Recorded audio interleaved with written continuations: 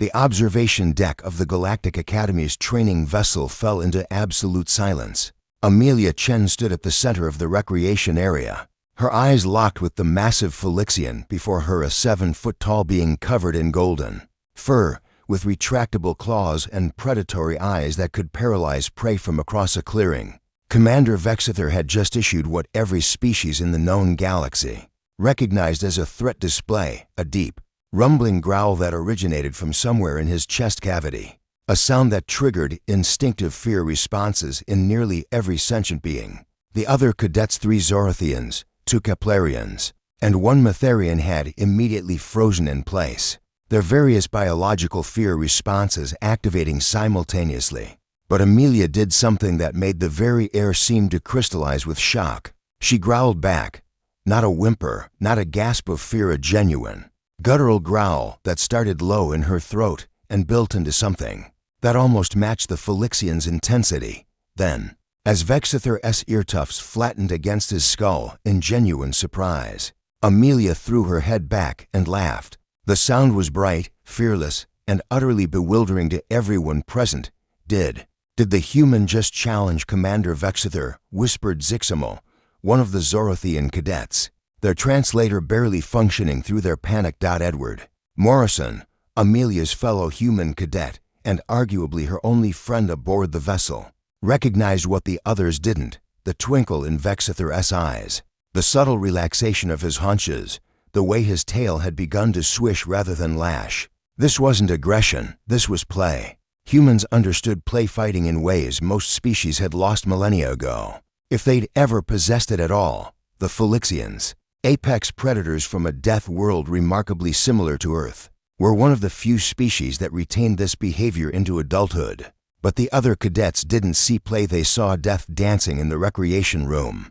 Vexither's growl transformed into something that might have been a purr, if purrs could shake deck plating. He dropped into a pouncing stance, and Amelia mirrored him, crouching low with her hands raised, like claws. To the horrified observers, it looked like a human had gone insane, challenging a being that could rip through titanium plating with those very real claws.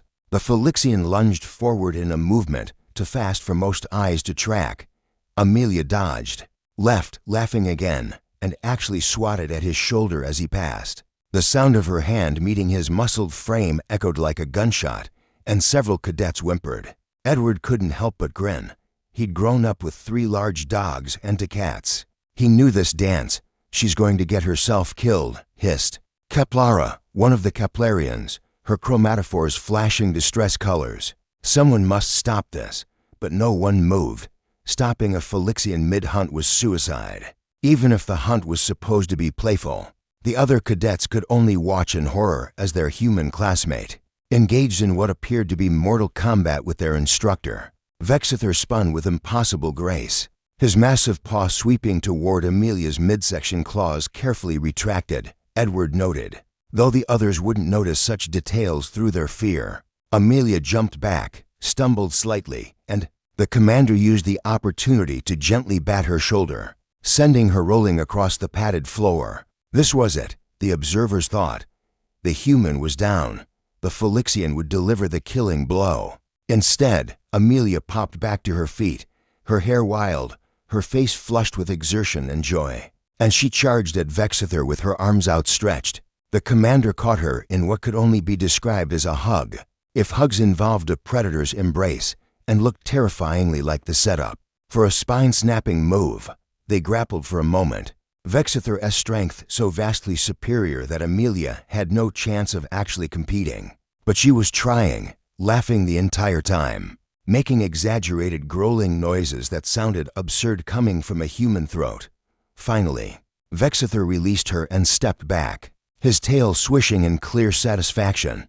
"You have good instincts, Cadet Chen," he said, his voice carrying that distinctive Phylixian purr growl. "Your species understands the joy of the chase, the pleasure of matched play. This is rare among the starfaring peoples." Amelia grinned, breathing hard. "You started it, Commander. My cat back home does the same thing, wants to wrestle, gets all puffed up and aggressive. But she's just playing." The other cadets stared in disbelief.